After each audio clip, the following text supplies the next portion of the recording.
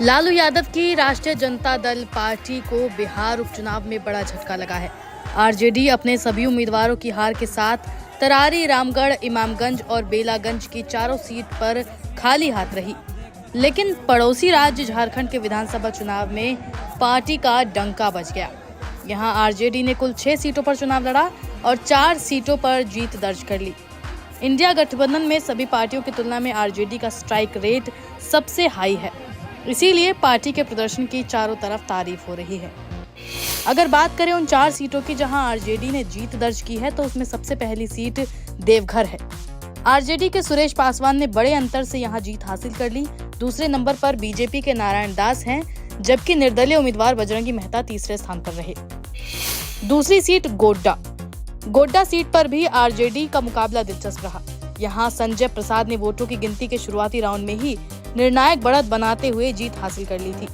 उन्होंने 22वें राउंड तक 96,917 वोट हासिल कर लिए थे। इस सीट पर दूसरे नंबर पर बीजेपी के अमित कुमार मंडल और झारखंड लोकतांत्रिक क्रांतिकारी मोर्चा के परिमल कुमार ठाकुर तीसरे नंबर पर थे। तीसरी सीट बिशरमपुर।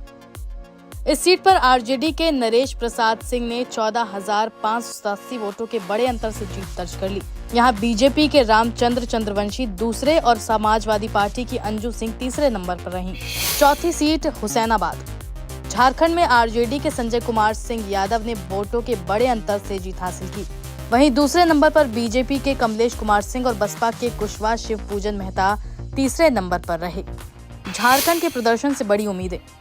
बिहार उपचुनाव में आरजेडी को काफी निराशा हाथ लगी, लेकिन झारखंड की जीत ने न सिर्फ बिहार की हार पर मरहम लगाने का काम किया, बल्कि नई उम्मीदें भी जगाई हैं। झारखंड में आरजेडी का स्ट्राइक रेट बाकी सहयोगी पार्टियों से काफी ज्यादा बेहतर रहा। बता दें कि इंडिया गठबंधन के तहत 6 सीटों पर आरजेडी ने चुनाव लड़ा था। इन 6 सीटों पर जीत दर्ज करने में आरजेडी ने कोई कसर नहीं छोड़ी, लेकिन 2 सीटें हार गई, लेकिन 4 सीटों पर जीत पक्की कर ली। एक तरफ तेजस्वी यादव लगातार रैली कर रहे थे, तो वहीं लालू प्रसाद यादव भी झारखंड चुनाव प्रचार के लिए मैदान में उतर गए थे, जिसके बाद से पार्टी को प्रदेश इलेक्शन में काफी पहले से उम्मीदें थी।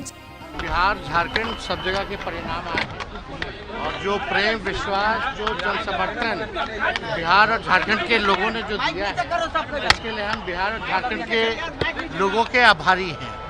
और पिछले बार आप लोग सब लोग जानते हैं कि 1 सीट मात्र हम लोग जीत पाए थे। इस बार राष्ट्रीय जनता दल ने बहुत ही अच्छा परफॉर्मेंस जो है झारखंड में किया है और लगातार हम लोगों की प्रयास रही थी कि जितने सीट पर हम लोग लड़े वो हम लोग जीते।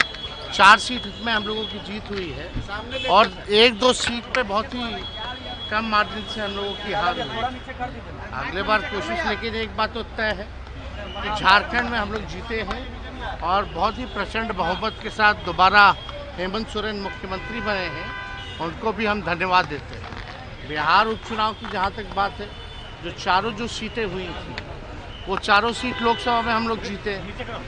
अभी विधानसभा में 24 के उपचुनाव में हारे हैं और 25 को हम लोग जीतेंगे।